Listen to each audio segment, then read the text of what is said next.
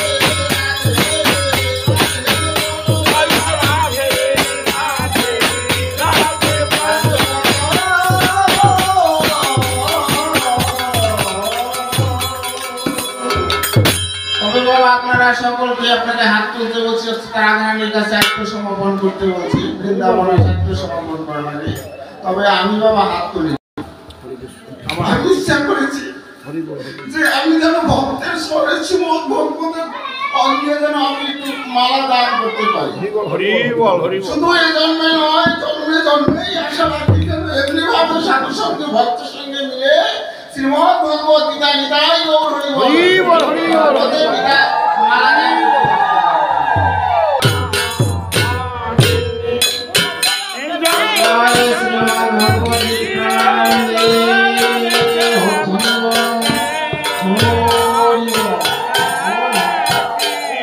ভক্তের যারা ভালো লাগে না এই গোবিন্দের গোসাইয়ের গলায় দাও হরে কৃষ্ণ গোসাইয়ের গলায় দাও জয় রাধে হরি বল হরি বল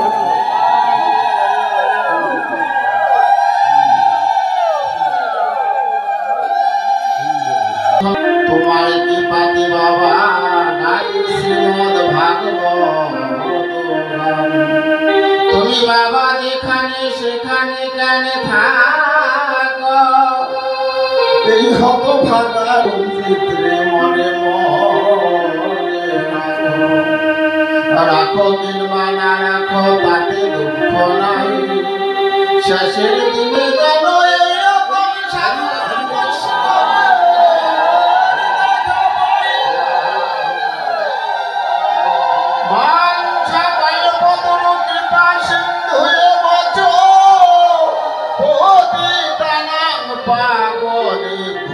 কৃষ্ণ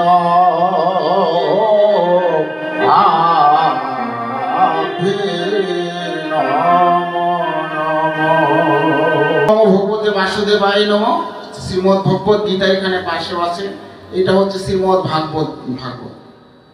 এই শ্রীমদ্ ভাগবত সুখদেব গোস্বামী হচ্ছেন বক্তা আর পরীক্ষিত হচ্ছেন শ্রোতা।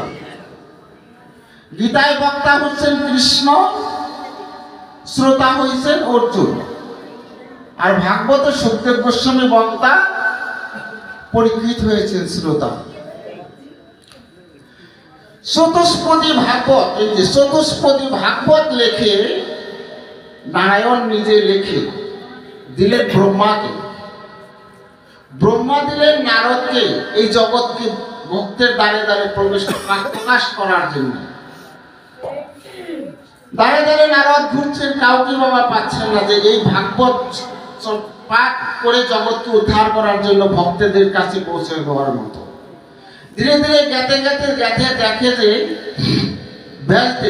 ব্যাসদেবের সাথে যখন বাবা নারদের সঙ্গে দেখা হয়েছে, নারদকে বলছে, হে নারদ, আমি 18টা পুরাণ, 32টা উপনিষদ, 9টা গ্রামার, কত শাস্ত্র লিখেছি। এই শাস্ত্র আমি প্রকাশ করব কি করে? বলছে, এই শাস্ত্র প্রকাশ করবে কি করে? তুমি 9টা লিখেছ, তুমি তো এই যে বললে 18টা পুরাণ, 32টা উপনিষদ, 9টা গ্রামার। আমার গোবিন্দ তো চতুষ্পদী ভাগবত লিখেছে। এই চতুষ্পদী ভাগবত আমি কার কাছে দেবো? কে এই জগতে বৈষ্ণবের কাছে পৌঁছে দেবে? ব্যাসদেব বলল, তবে আমার কাছে দিন, আমি এই চতুষ্পদী ভাগবত আমি ভক্তদের কাছে পৌঁছে দেব। নারদ ভাগবত খানা চতুষ্পদী ভাগবত দিলেন সেই ব্যাসদেবের কাছে। ব্যাসদেব এই চতুষ্পদী ভাগবত কি করলেন? 18,000 শ্লোক লিখলেন, শাস্ত্রে লিখেছে ভাগবত খানার মধ্যে 18,000 শ্লোক লেখে।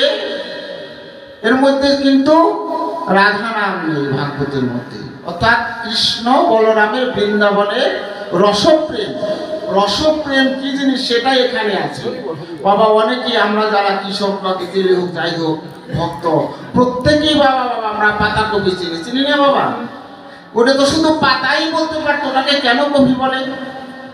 কিন্তু পাতা কপি দেখেন ফালাইতে সমস্তই যদি ফালাই দেন, ওর ভিতর কিন্তু বাবা কপি খুঁজে পাবেন না। পাবেন কি?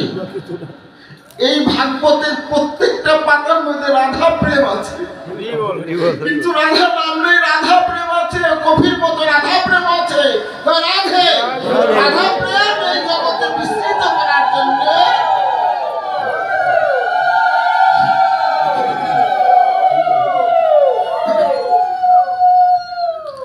রাধা প্রেম এই জগতে ভক্তের দ্বারে দ্বারে দেওয়ার জন্য কি করলেন? এই ব্যাসদেব 18,000 শ্লোক লিখলেন।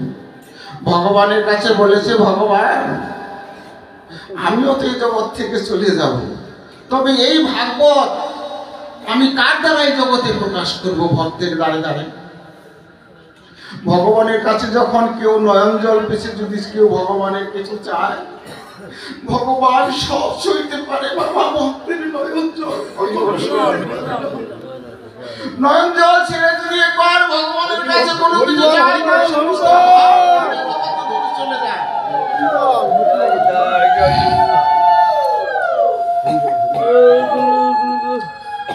তাই শিব পার্বতী কৈলাস পর্বতে যুগ তত্ত্ব বলছেন, যে তত্ত্ব বৈষ্ণবদের কাছে আছে, যে তত্ত্ব শাস্ত্রে নেই। যুগতত্ত্ব বলতে বলতে যখন পার্বতীকে বলছে, পার্বতী আমি যা বলছি শোনো। সর্বশেষ যখন ঘুমিয়ে গেছেন, ঘুমিয়ে যাওয়ার পরে যখন বলছে, পার্বতী আমি কি বলছি শুনছ? পার্বতী তো বাবা ঘুমিয়ে গেছে। ও গাছে বৃন্দাবনে ছিল সুখ আর শাড়ি, দুটি পাখি। রাধারানীর হচ্ছে শিষ্যতা। এই শাড়ি তখন সারা দিচ্ছে। মহাদেব যখন বলছে এই যুক্তত্ব, তখন শাড়ি তখন সারা দিচ্ছে, প্রত্যেকটা কথাই সারা দিচ্ছে। যখন কাছের পার্বতীকে ধাক্কা দিচ্ছে, পার্বতী তো বাবা ঘুমিয়ে গেছে, তবে আমার কথা সারা দিল কে? উপর দিকে তাকায় দেখে বাবা বৃন্দাবনের সুখ পাখি, তিনি প্রত্যেকটা কথাই সারা দিয়েছে। পাখিও কৃষ্ণ কথা বলে, কিন্তু আমি মানব হয়ে কৃষ্ণ কথা করিনি কোনোদিন। বৈষ্ণবের চরণে একটু মাথা নত। ওই পাখিটাকে মারার জন্য মহাদেব ধীরে ধীরে ত্রিশূল নিয়ে অতিবাহিত হলেন। ত্রিশূল নিয়ে যখন অতিবাহিত হলেন, যেতে যেতে বাবা পাখিটা তো উড়ে যাচ্ছে। মায়েরা যখন নদীতে জল আনতে যায় তখন বাবা একটু পাড়ের জল নাই, একটু বাইরে গিয়ে জল আনে না বাবা। যখন বাবা কাপড়টা একটু তুলে বাইরে গিয়ে জল আনতে যাচ্ছে, ওই সুখ পাখিটা কি করলেন, তার গর্ভে প্রবেশ করলেন। এই সুখ পাখিটা যখন গর্ভে প্রবেশ করলেন, আর তো বাবা মহাদেব সুখ পাখি খুঁজে পেলেন না, পাওয়ার কোনো অতি দুঃখে তিনি ফিরে এলেন। আর ব্যাসদেব তো ভগবানের কাছে আরাধনা করেছিল, এমন একজন বৈষ্ণব আমাকে দাও, আমি যেন সে বৈষ্ণবের দ্বারা এই ভক্তের কাছে ভাগবত তত্ত্ব প্রকাশ করতে পারি। এই সুখদেব গোস্বামী গর্ভে কোন শাস্ত্রে 8 বছর, কোন শাস্ত্রে 13 বছর, কোন শাস্ত্রে 16 বছর আছে বাবা, উনি গর্ভে ছিলেন। ব্যাসদেব বলেছিলেন, হে সাধু, তুমি একজন মহৎ সাধু, তোমার দ্বারাই একমাত্র ভাগবত ভক্তের কাছে প্রকাশ হবে, তুমি বাহিরে এসো। বলছে, না, আমি বাহিরে আসবো না, আমি মায়ের গর্ভেই কৃষ্ণের সাথে নৃত্য করছি, লীলা করছি। জয় রাধে, জয় রাধে, জয় রাধে। বলছে, হে বৈষ্ণব, তুমি পৃথিবীতে আসো। বলছি, তো আমি যাব না, আমি গেলে কি কৃষ্ণকে দর্শন পাবো? বলছি, হ্যাঁ পাবে। কিভাবে পাবো? যে গুরুর কাছে কৃপা হলেই তুমি কৃষ্ণকে দর্শন পাবো। যেই বৈষ্ণব, যেই গুরু, সেই কৃষ্ণ, এতে কোনো তফাৎ নেই বাবা। গুরুকে যদি কেউ মনুষ্য জ্ঞান করে, তার বাবা অবশ্যই সে তখনই তৎক্ষণাৎ তার নরকে গমন হয়। সুখদেব জন্মগ্রহণ করলেন। জন্মগ্রহণ করে শাস্ত্রে লেখেন, একটা গরুর মাথা সিংহের মধ্যে একটা শস্য দিলে যত সময় থাকে ততটুক সময় পিতার সম্মুখে ছিলেন। পিতার সম্মুখে থাকার পরে ধীরে ধীরে তিনি বনের দিকে রওনা করছেন। বনের দিকে যখন রওনা করছেন, ব্যাসদেব ডাকছে, পুত্র তুমি এদিকে আসো, তোমার দ্বারাই তো এই ভাগবত তত্ত্ব ভক্তের কাছে প্রকাশ হবে। তাই সুখদেব গোস্বামীকে ধীরে ধীরে কাঠুরেকে এই ব্যাসদেবের কাছে যখন নিয়ে গেলেন, নিয়ে যাওয়ার পরে ব্যাসদেব তো বাবা সুখদেব গোস্বামীকে চিনতে পারছেন, কিন্তু সুখদেব গোস্বামী কিন্তু তার পিতা ব্যাসদেবকে চিনতে পারছেন। বলছে, বাবা, এই যে 18টা পুরাণ, 32টা উপনিষদ, তারপর ভগবানের মুখশ্রিত বাণী, অর্থাৎ এই চতুষ্পদী ভাগবত, তার মধ্যে আমি 18,000 শ্লোক লিখেছি। তোমার দ্বারাই বাবা এই ভাগবতখানা একমাত্র ভক্তের কাছে প্রকাশ হবে। প্রেম ভক্তি দ্বারা তুমি ভক্তের কাছে প্রকাশ করবে। এই ব্যাসদেবের কাছে সুখদেব গোস্বামী শাস্ত্র অধ্যয়ন শুনছে, কৃষ্ণ কথা শুনছেন। ধর্মের পুত্র যুধিষ্ঠির রাজত্ব করছেন হস্তিনাপুরে। অর্জুনের পুত্র অভিমন্যুকে বিবাহ করলেন এই উত্তরাকে দিয়ে। উত্তরাকে বিয়ে করার পরে তার একটা গর্ভে বাচ্চা আসলেন। বাচ্চা আসার পরে অস্ত্রগুরু হচ্ছে দ্রোণাচার্য, দ্রোণাচার্যের পুত্র হচ্ছে দ্রোণ। দ্রোণ ব্রহ্মনিক্ষেপ করলেন ওই গর্ভপাত করার জন্য। কৃষ্ণ কি করলেন? ওই গর্ভপাত বন্ধ করার জন্য কৃষ্ণ নিশ্চয় আয়ুর্ভাব বাতাসভূত হয়ে তিনি সেই গর্ভকে রক্ষা করলেন। এই গর্ভে জন্মগ্রহণ করলেন এই পরীক্ষিত। পরীক্ষিত বাবা যখন জন্মগ্রহণ করছেন, করার পরে যদি সিংহাসনে যখন পরীক্ষিত বসেছেন, সংবাদ গেলেন যে সিংহাসনে বসে পরীক্ষিতকে সমস্ত রাজ্য দান করে দিয়েছেন। গান্ধী বলল, আমার কি কোনো মূল্য নেই এই সংসারের মধ্যে? অনেকে বলেন, আমার ছেলে এই বললো, আমার কি কোনো মূল্য নাই, আমাকে জিজ্ঞাসা করলো না। গান্ধী আর বিদুর কি করলেন? ধীরে ধীরে তিনি সেই সাধু সঙ্গ করার জন্য কৈলাসে গেলেন, হরিদ্বারে। এই যে কিছুদিন আগে 144 বছর পরে এই যে হরিদ্বারে চতুর্থ জায়গায় যে কুম্ভের মেলাটা হলো, কিছুদিন 13 তারিখে কুম্ভের মেলা হলো, সেখানে গিয়েছেন গান্ধী এবং বিদুর। সেখানে গিয়ে ভক্ত সঙ্গ করছেন যে আমি সারা জীবন তো চলেই গেছে, শেষের বাকি জীবনটা যদি একটু সাধু সঙ্গ ভক্ত সঙ্গ কাটাইতে পারে তবে তো আমার আত্মাটা হয়তো বৈকুণ্ঠ লাভ করতে পারে। জয় রাধে। জয় রাধে, জয় রাধে। ভিতর বাড়িতে পরীক্ষিত গিয়ে দেখে সেখানে বিদুর নেই, গান্ধীও বাবা নেই। খুঁজতে খুঁজতে কোথাও বাবা পাচ্ছে না। না পাওয়ার কারণে একজনে বলতেছে তারা সাধনায় যে সাধু সঙ্গ করার জন্য গেছে। এই পরীক্ষায় ধীরে ধীরে সেই হরিদ্বারে সেখানে গিয়ে দেখে সেই গান্ধী এবং বিদুর ভক্ত সঙ্গ করছে, হরিনাম করছে। আর এই রেচক পুরো কুম্ভক করছে। কুম্ভক রেচক পুরো কুম্ভক বাতাস ছাড়া, বাতাস নেওয়া, বাতাস আটকে রাখে, বাতাসের মাধ্যমে হরিনাম করা। এই নাম বলে কখন প্রাণ পাখি চলে যাবে বলা যাবে। যখন বাবা এই পরীক্ষিত দিয়েছে, পরীক্ষিতকে বলছে বাবা তুমি তো আসছো, আমি তো যুগ বলে 4 দিনের দিনই পৃথিবীর থেকে চলে যাব, আমার আর সংসারে দেওয়া হবে না। যে কোটা দিন বাকি আছে রাধার নাম নিব। রাধে রাধে বলতে বলতে আমার প্রাণ পাখি 4 দিনের দিন চলে যাবে।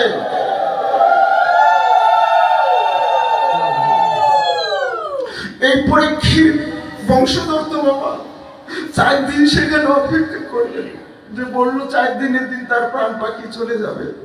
সত্যি 4 দিনের দিন যুগ বলে তিনি দেহ রাখলেন। তার সৎ কাজ করে পরীক্ষা ধীরে ধীরে এসে রাজত্ব করছেন। মন্ত্রীবরকে জিজ্ঞাসা করছেন, মন্ত্রীবর আমার রাজত্বের মধ্যে তো কোনো অমঙ্গল নেই? বলছে না না, তুমি সর্বদাই হরি নাম করো, কৃষ্ণ নাম করো, রাধা নাম জপ, তোমার ভক্তরা করে ভক্ত সঙ্গ করে ভাগবত পাঠ হয়, এখানে অমঙ্গল কি থাকবে? বলছে তাহলে চলো একদিন একটু ভ্রমণ করে আসি। যখন মা মনে করে এরকম রাস্তাতে যখন ভ্রমণ করতে গিয়েছে, কলি এই ভাগবতরা 100 পাতায় লিখেছেন, কলি কি করছেন, একটা গরুর 4টে পা থাকে বাবা, 3খানা পা নেই, 1খানা পা আছে। যখন বাবা 1খানা পা আছে, কলি ওই গরুটাকে অনেক আঘাত করছে। বাবা 1 পাতে তো বাবা হাঁটতে পারে না, পারে কি বাবা? 1 পায়ে হাঁটতে পারে না। তখন এই পরীক্ষিত বলছে আমি রাজত্ব করছি, আমার রাজ্যের মধ্যে কোনো অমঙ্গল নেই, এ কোথা থেকে এলে গরুটাকে আঘাত করছে, একে এখানে রাখা যাবে না। এত ধার্মিক কিন্তু কোনোভাবেই কলি প্রবেশ করতে পারছেন না। যতক্ষণ পর্যন্ত সংসারে কারো কলি বা শনি প্রবেশ না করবে, সংসারে অমঙ্গল আসতে পারবে না। তবে শনি কিভাবে ঢোকে একটু বলছি বাবা, মনে কিছু নেন না, জানার প্রয়োজন। অনেক মায়ের আছে বাবা কাপড় পরে, কাপড়টা বাবা শাস্ত্রে যায়, পরে না যায় না বাবা এরকম। আজকাল কোনোদিন কোনো গৃহে শনি প্রবেশ করতে পারবে না, এই কলিও প্রবেশ করতে পারবে না। কোনো জায়গায় কোনো যদি যখন বাবা হাত পাও ধোবেন, বাইরে ঠেলে যায়, হাত পাও তখন ধোবেন, ধোয়ার সময় যদি পিছনে বা কোথাও একটু শুকনা থাকে, থাকে না বাবা, সামনে একটু জল দিলে বাবা ধীরে ধীরে ঘরে চলে যাবে। ওই যে শুকনা রইলে ওখান দিয়ে বাবা কলি ঢুকবে বাড়িতে, ওখান দিয়ে শনি ঢুকবে বাড়িতে। কোনো লেখছে ভাগবতের লেখছে, কোনো পুকুরে যদি জল খায়, সেই জল দিয়ে যদি কেউ পা ধয়, সে পা ধুলে তখনও ওই শনি বা কলি ওই বাড়িতে প্রবেশ করতে পারবে। শুধু মায়েরা না বাবা, বাবাদেরও তাই, সবার জন্যই বাবা তাই। কিন্তু এই পরীক্ষিতের গৃহে, পরীক্ষিতের রাজত্বে কলি প্রবেশ করতে পারছে না।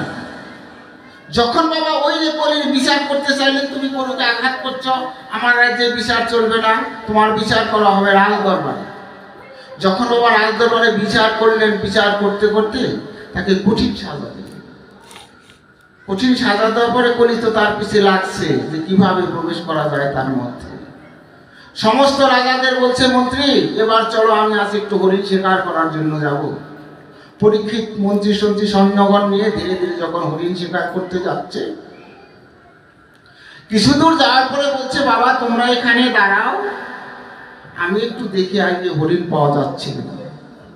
কিছু দূর গেতে গেতে দেখে সেখানে একটা আশ্রম, আশ্রমের মধ্যে একজন মুনি বসে আছে, তার নাম হচ্ছে শ্রমিক মুনি।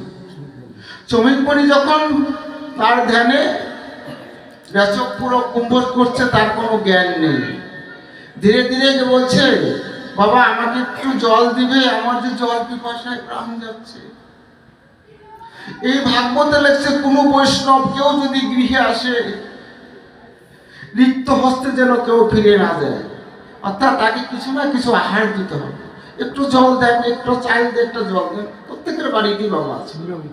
এভাবে কোনোদিন ভগবান ভাগবতে বলছে, কোন বৈষ্ণব যদি এভাবে সেবা দেয়, একটু চাল বা একটু জল কোনো বৈষ্ণবকে যদি ফিরে না দেয়, একদিন কাঙ্গাল বেশে তার গৃহে ভগবান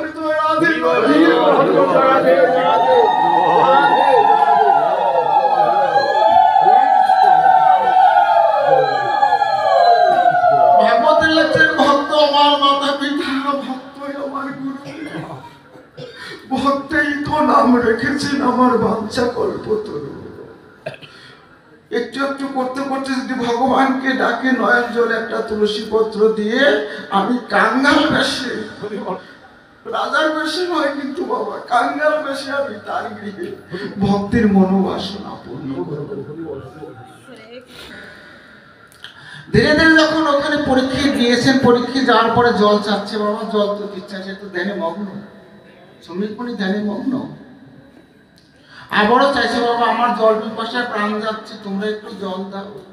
কেউ বাবা জল দিচ্ছে না, মনে মনে ভাবছে পরীক্ষিতে তো ধ্যানে মগ্ন। ফিরে যখন আসছে, পাশে দেখে বাবা একটা সর্প পড়ে আছে, মৃত্যু সর্প। মৃত্যু সর্পটা যখন পড়ে আছে, বানাগাতে সরে, বানাগাতে তার গলার মধ্যে, বানাগাতে তার গলার মধ্যে যখন দিয়ে আসলেন সর্পখানা, ওইখানকার বালকরা দেখেছে। তার ছেলে ছিল শৃঙ্গিমণি, শৃঙ্গিমণি কিন্তু বালকরা দিয়ে খেলা করছে না, দেখে নাই সর্পখানা দিতে। অন্য বালকরা ধীরে ধীরে শৃঙ্গিমণিকে বলছে, শৃঙ্গিমণি তোমার পিতাকে যে দেখো ধ্যানে মগ্ন, তার গলার মধ্যে একটা মৃত সর্প দিয়েছেন। বাবা কেউ যদি মুসলমান থেকে থাকেন, আর কিন্তু কোরআন পড়তে পারেন না, আরবি আছে না বাবা, কিন্তু কোরআনকে যদি অপমান করা হয়, সে কিন্তু বাবা মানবে না। মানবে? বাইবেলের মধ্যে ইংলিশে লেখা, কিন্তু অনেক খ্রিস্টান আছে ইংলিশ পড়তে পারে না, পারে বাবা, কিন্তু বাইবেলকে যদি অপমান করে, কিন্তু সে খ্রিস্টান সহ্য করবে না। আমাদের হিন্দু শাস্ত্র ভাগবত এমন কিছু নাই, ভাগবতে নাই। এই দেহটা ভাগবত, শাস্ত্র লেখছে ভাগবত, এই দেহটা হয়েছে ভাগবত। কেউ যদি কোনো সদ্গুরু বৈষ্ণব পাবে, চৈতন্য গুরু কেন লিখলেন? গৌরাঙ্গ মহাপ্রভু যখন জন্মগ্রহণ করেছিলেন, তখন তার মা নাম রেখেছিলেন হচ্ছে নিমাই। তারপর যখন দীক্ষা নিলেন, তখন নাম রাখলেন শ্রীহরি, শ্রী গৌর। তারপর যখন চৈতন্য কৃপা পেলেন, শ্রী চৈতন্য মহাপ্রভু যেখানে আছে, শাস্ত্রে উল্লেখ আছে, শ্রী চৈতন্য জয় রাধে, শ্রী চৈতন্য মহাপ্রভু।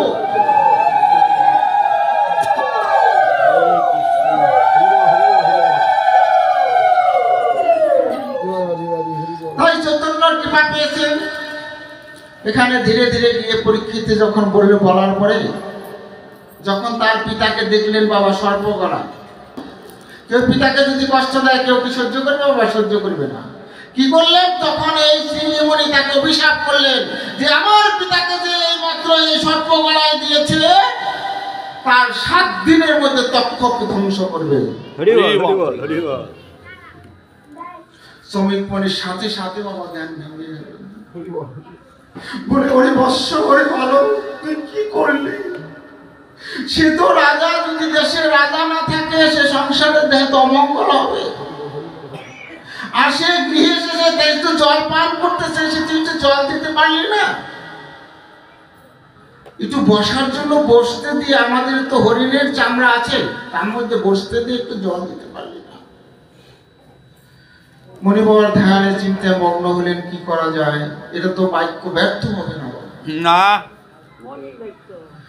ধীরে ধীরে তার সন্তানকে, তার শিষ্য সন্তানকে বলছে, বাবা তুমি পরীক্ষিত্রী দিয়ে বলো, তার যে 7 দিনের মধ্যে এবং তক্ষক নাকি ধ্বংস।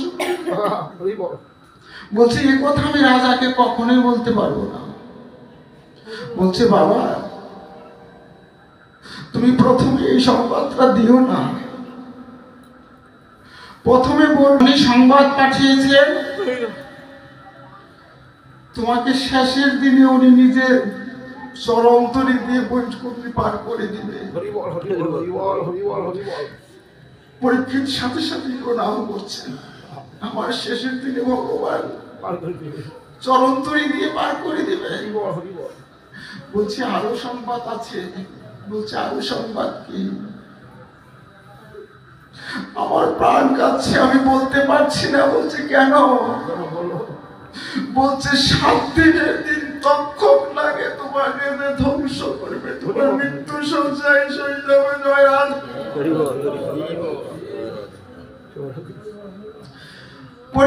পরীক্ষিত সিংহাসন থেকে উঠে ভিড়ে নাচতে শুরু করলেন। কেন নাচতে শুরু করলেন? যে আমি জানতে পারছি আমার 7 দিনের মধ্যে মৃত্যু। এটা তো আমি সৌভাগ্য। এই যে যারা আছেন কেউ কিন্তু বলতে পারবে না কখনো। পরীক্ষিত আসতেছে, আমার সৌভাগ্য, আমার 7 দিন আমার মৃত্যু। সমস্ত বৈষ্ণবদের নিমন্ত্রণ করলে বলছে এখন আমার উপায় কি? 7 দিনের মধ্যে তো আমার মৃত্যু। এতদিন তো আমি সংসার করেছি। তার মাকে বললেন, মা তোমরা সংসারে থেকো, রাজত্ব করো। তার সে পরীক্ষিতের ছেলেকে রাজত্ব দিয়ে উনি সংসার ছেড়ে চলে যাচ্ছেন। কারো সন্তান যদি বাবা চলে যায়, তার মা কি বাবা আর ঠিক থাকতে পারে? বলছে ওরে পরীক্ষিত, তুই বেঁচে তো আর কেউ নেই। তার স্ত্রী ধুলায় গড়াগড়ি যাচ্ছেন। বলছে আমার 7 দিনের মধ্যে মৃত্যু। আমি তো একজন সাধুগুরু বৈষ্ণবের চরণে একজন এই হাত দিয়ে কোনোদিন সাধুগুরু বৈষ্ণবের চরণ ধুলি আমি শিরে ধারণ করিনি। শুধু রাজত্ব করছি, প্রজাদের পালন করছি, ভাগবত পাঠ একদিন শ্রবণ করিনি। গোবিন্দ গোবিন্দ। পরীক্ষিত যখন ধীরে ধীরে যাচ্ছে, নয়ন জলে কাঁদছেন তার মা। বলছে পরীক্ষিত, এ জগতে মায়ের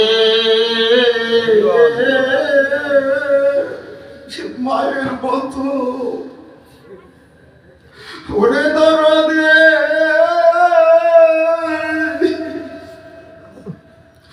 দরদি নাই রে।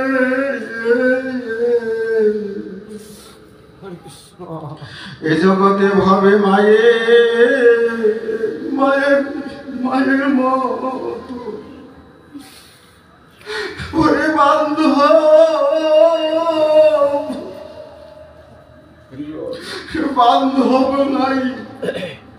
নাই রে। যে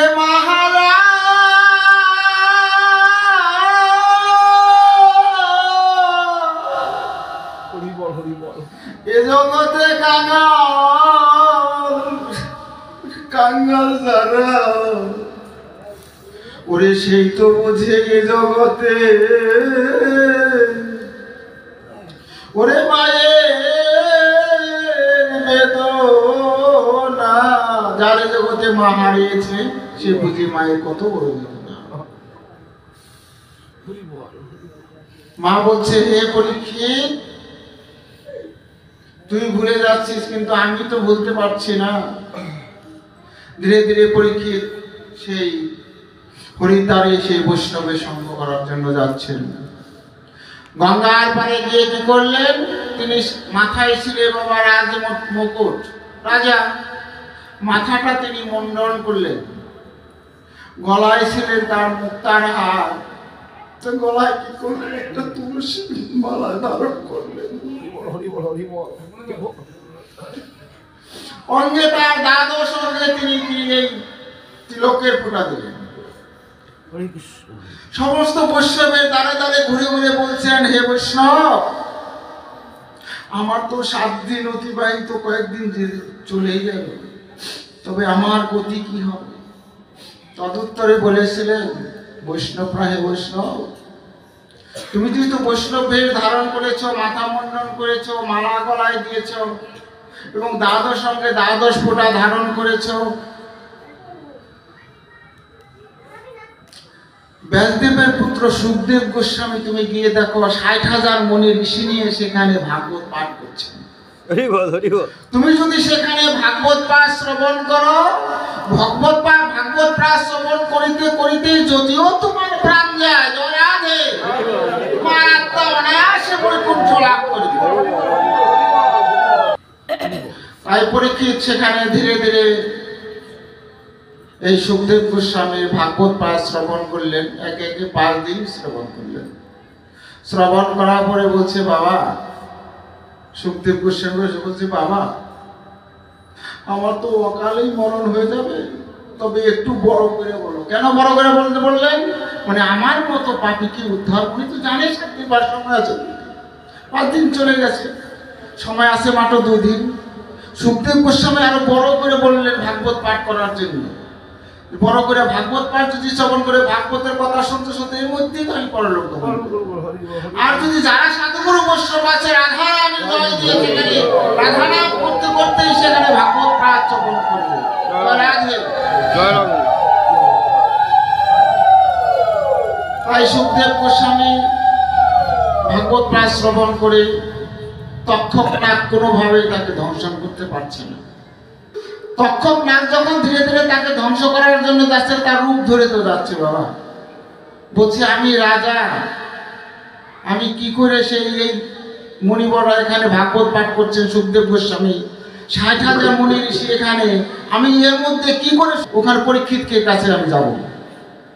যখন চতুর্দিকে ঘুরছে, ঘোরার পরে এই কলি প্রবেশ করার পরে বলল, তুমি এই মালার মধ্যে, ফুল আছে না বাবা, মালার মধ্যে ফুকা হয়ে তুমি তার মধ্যে প্রবেশ করবে। এই মালাখানা যখন দিবে পরীক্ষিতে, ওখান থেকে তক্ষক নাগে তাকে ধ্বংসন করবে। ধ্বংসন করলে তার দেহ সেখান থেকে গড়াগড়ি ধুলায় গড়াগড়ি যাবে। যখন বাবা 6 দিন যাচ্ছে, 7 দিনের দিন তখন এই মালা নিয়ে আসছে। জীবনের বেলা তো বাবা অবসান, সবাই বাবা জীবন করছেন, আমি চলে যাচ্ছি। আর হয়তো সাধুসঙ্গ হয় কি না হয় বলা যায় না, যেদিন যে কটা দিন বাঁচাচ্ছি।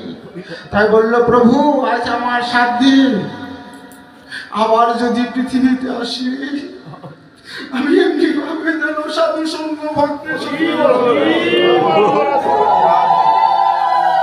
আমায় যে বলে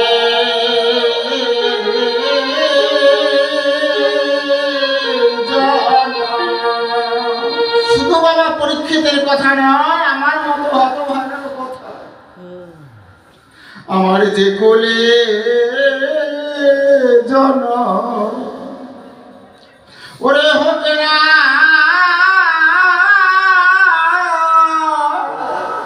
হোক না কেন, আমি যেন সাধুর সঙ্গে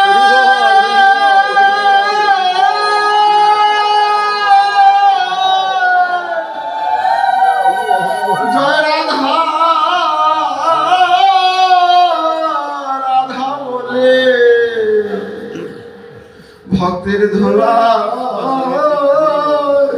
গড়া গড়ি দিতে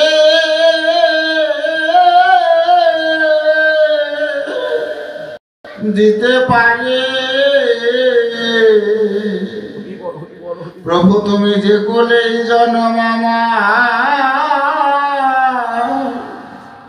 ওরে হোক না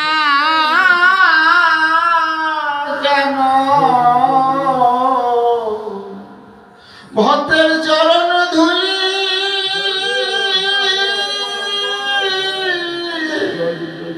যেন আমি শিরে মাখতে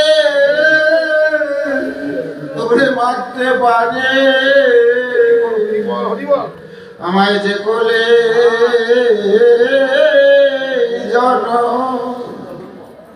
আমার হোক না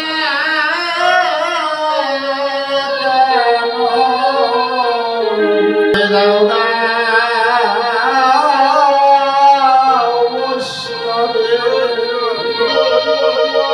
একটু চরণে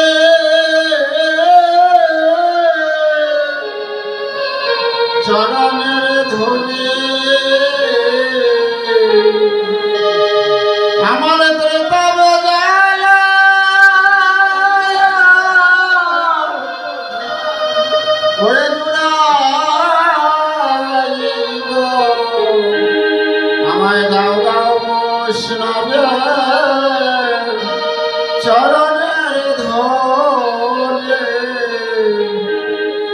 আমার এমন ভাগ্য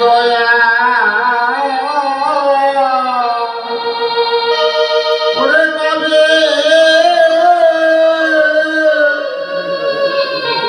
কবে হবে এমন ভক্তে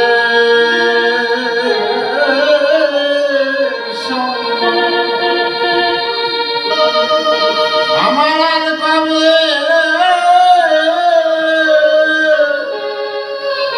কবে হবে বহু ভাগ্যের ফলে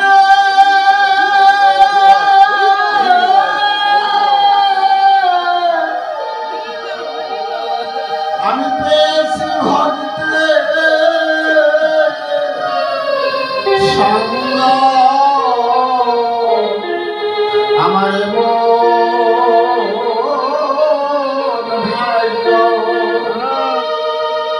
সর্বশাস্ত্রে কয় সাধু সঙ্গ লওয়া মাত্র সর্বপাপ ভয় ক্ষয়। একেবারে যদি কেউ বৈষ্ণবের চরণে মাথা নত করে সে দাঁড়িয়ে থাক বা বসে থাক বা হাঁটতে থাক তার সমস্ত ফল এই জগতে লাভ হয়ে যায়। নিতাই গৌর হরি বল। শ্রীমদ্ ভাগবত আমি একটু বিশ্রাম দিতে চাই। জয় রাধে। শ্রীমদ্ ভাগবত বিশ্রাম দিতে চাই। বৈষ্ণবরা কি বলেন বাবা, আমার ভাষা জ্ঞান নেই, বুদ্ধি নেই, ভাব নেই, প্রেম নেই। আমি আপনাদের কাছে আমি অধম সন্তান, কারো ছোট ভাই,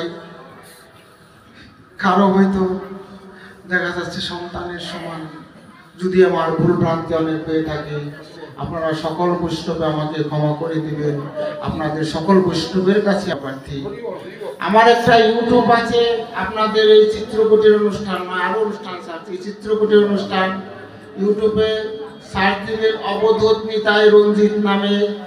অবধূত নিতাই রঞ্জিত নামে যদি সার্চ দেন তবে আপনি গীতা পাঠ, ভাগবত পাঠ, রামায়ণ, নাম কীর্তন, গমন গোষ্ঠ লীলা কীর্তন, নিজের লেখা বিশ্বাস গান, আমি 112খানা গান লিখেছি আমার কবির উস্তাদের বলে। তাই আপনারা শুনতে পাবেন, দেখতে পাবেন। তবে আপনারা দেখবেন, আপনারা কমেন্ট করবেন। এগুলি আমি এখন একটু শ্রীমদ্ ভাগবত বিশ্রাম দেব এবং রাধারানী একটু জয়গান করি। আপনার কথা শুনে ভক্ত তো আপনার ছেড়ে দেয় নাই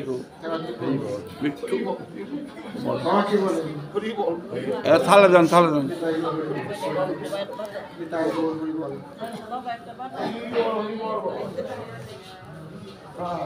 উপস্থিত কৃষ্ণ ভক্ত বৈষ্ণব মন্ডলী, আমার ভক্তিমতী মায়েরা, এদিকে আমার এক মায়ের 50 টাকা দান করেছে। তবে দানের দক্ষিণে দেওয়ার মতো আমার কোনো কিছু নেই। আমি তার গুরুর কাছে রাখলাম, সে যে বাসনা করে দিয়ে তার গুরু যেন তার বাসনা পূর্ণ করে। হরি বল, হরি বল। ভক্ত তো আপনার উঠা যায় না, ভালো লাগছে। নিতাই গৌর হরি বল। এদিকে আমার এক দাদা 100 টাকা দান করেছেন।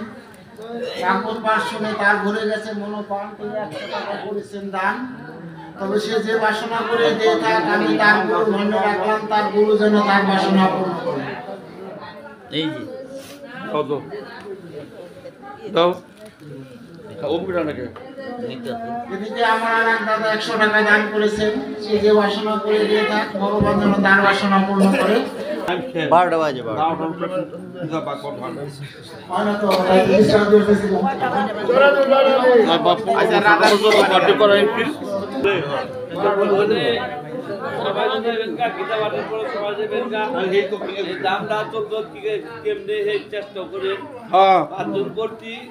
উপস্থিত কৃষ্ণ ভক্ত বৈষ্ণব মন্ডলী, বাবা 100 টাকা দান করেছেন। আমি তার গুরুর কাছে রাখলাম, যে বাসনা করে দিয়ে তার গুরু যেন তার বাসনা পূর্ণ করে। হরি বল, হরি বল। এদিকে আমার এক ছোট ভাই যাই হোক 100 টাকা দান করেছে। সে যে বাসনা করে দিয়ে তার ভগবান যেন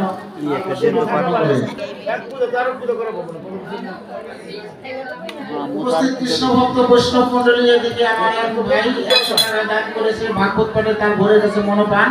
সে যে বাসনা করে দিয়ে থাক, ভগবান যেন তার পাশে লক্ষ্য না হয়। হরি বল, হরি বল। রাধারানীর নাম বিশ্রাম দিয়েছি, তো রাধারানীর গুণগান গাই, এবার গান গাবো। রাধে গোবিন্দ বল জয় জয় রাধে, রাধে গোবিন্দ বল জয় জয় রাধে, রাধে গোবিন্দ বল জয় জয় রাধে, রাধে গোবিন্দ বল। এই তো বলার সময় ভালো, রাধে রাধে গোবিন্দ বল। এই তো বলার সময় ভালো, রাধে রাধে গোবিন্দ বল। বৃন্দাবনে চলে যাবি, রাধে রাধে গোবিন্দ বল।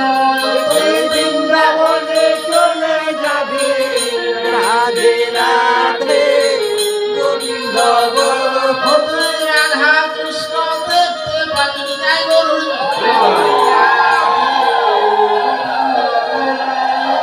রাধা কৃষ্ণ দেখতে পাবি, রাধে রাধে গোবিন্দ বল। সখী ভাবে প্রিয়গণ, রাধে রাধে গোবিন্দ বল জয় জয় রাধে, রাধে গোবিন্দ বল। ওরে এই তো বলার সময় ভালো, রাধে রাধে গোবিন্দ বল। এই তো বলার সময় ভালো, রাধে রাধে গোবিন্দ বল। হরি বল, হরি বল, হরি বল, হরি বল। হরি বল, হরি বল, হরি বল, হরি বল। এবার বল হরি বল, হরি বল, হরি বল। এবার বল হরি বল, হরি বল, হরি বল। এবার বল হরি বল, হরি বল, হরি বল। এবার বল হরি বল, হরি বল, হরি বল।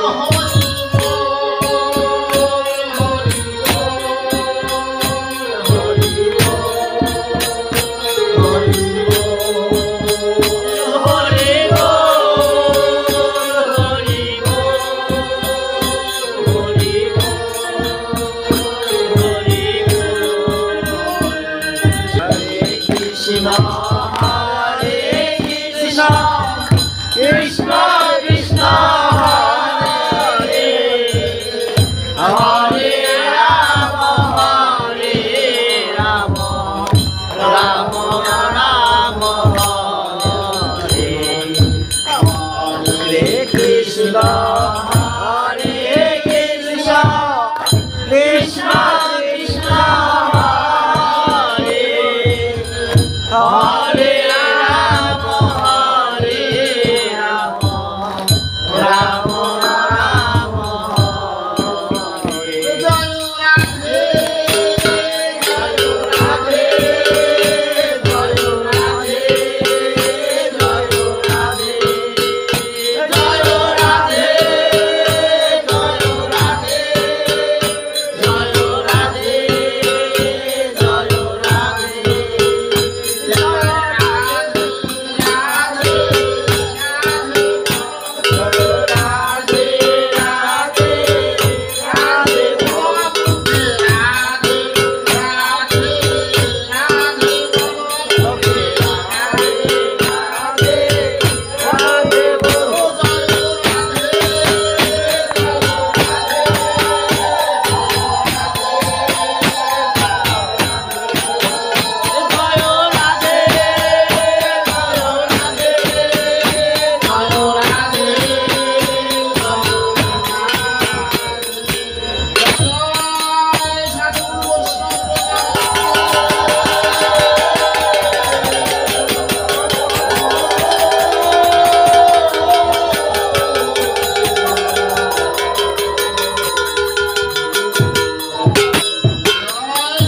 ভগবান তোমার অন্তরে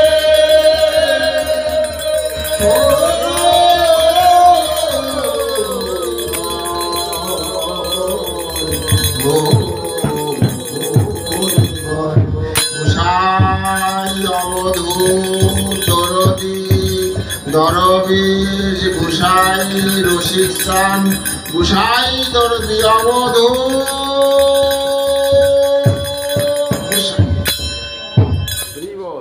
এই বর্তের কথা ঘটে দেওয়ার কথা এখানে আমার এই বর্তে এখানকার কথা আমার এখানে রইল সমাপ্ত বিশ্রাম দিন আমার নিজে বলতে হলে আমাকে ক্ষমা করে